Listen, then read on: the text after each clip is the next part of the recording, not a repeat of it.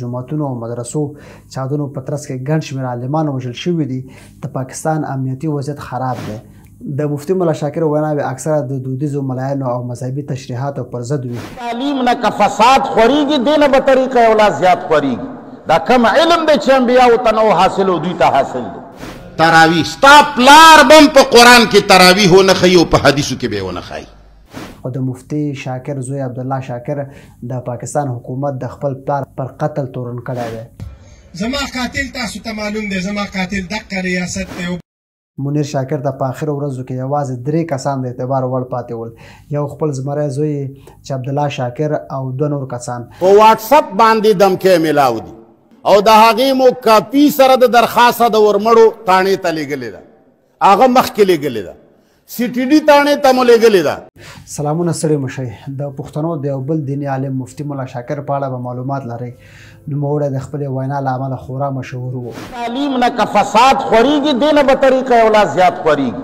دا کم علم دی چې انبیاو ته نه و حاصل او دوی ته حاصل دی.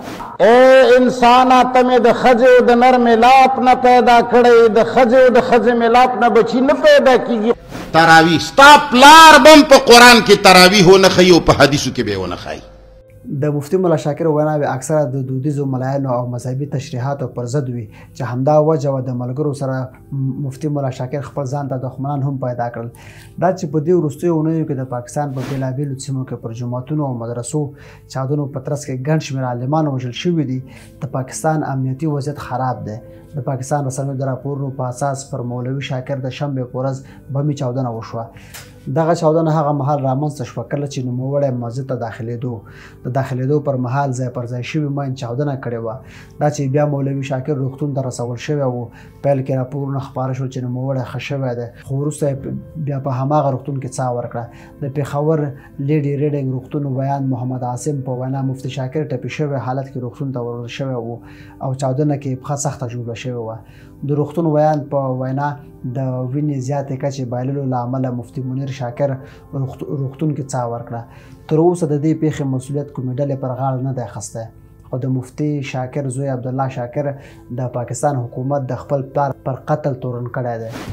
زما قاتل تاسو ته معلوم دی، زما قاتل دغه ریاست دی. ورځ وړاندې مفتي ملا شاکر په یوه ویډیویي پیغام کې خپل ځان ته د ورپېښو خطرونو په اړه تشریح کوي. نوموړی وایي د مرګ معلومات نه کیږي. ما ته په واټساپ باندې خطرونه راغلي دي.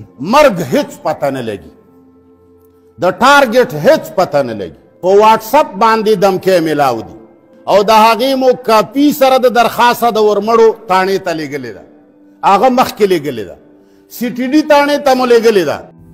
سید شینواری د مفتي منیر شاکر په تړاو لیکلي دي چې مفتي منیر شاکر ته په آخرو ورځو کې یوازې 3 کسان د اعتبار وړ پاتې ول. یو خپل زمری زوی چې عبدالله شاکر او 2 نور کسان. مفتي شاکر له کلونو راهیسې ممنوع الخروج و. یو قامپاله ګوند او تحریک هم هغه سره مرسته ونه کړه چې له دغه لیست یې وباسي. هغه د افغانستان جمهوري نظام نه څو ځله افغانستان کې د پناه اخیستلو غوښتنه وکړه او هر وار له هغه سره وعده خلافي او بې وفایي وشوه. حتی د اوسني حکومت نه هیله لرله چې د سر د خوندیتوب ضمانت ورته پیدا کړي.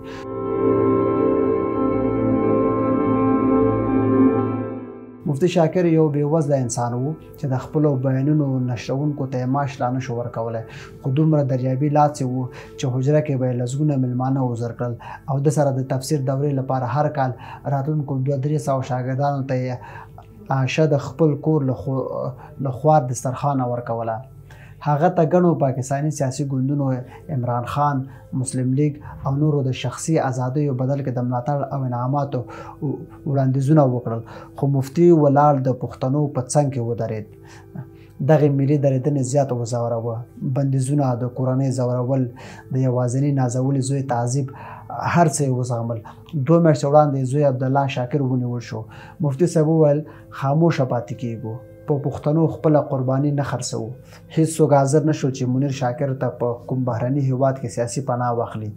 ځینو ډېر ښکاره وویل دا خو یو مشکوک سړی دی، پښتونپالنه کې شک دی.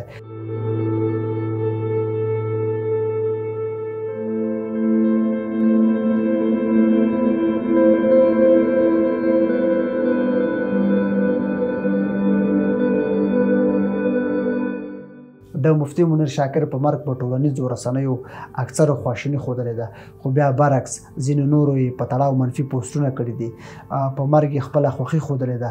دوی وایي چې د دې افکار د اسلام مبارک دین په خلاف ول. څه فکر کوئ؟ د مفتي منیر افکار ولې د اسلام مبارک دین خلاف ول؟ ولې دومره امامان ورته د قرآن او حدیث له مخې سم دلایل نه لرل؟ په همدې تړاو مو نظریات په کمنټ کې راسره شریک کړئ. ډېره مننه.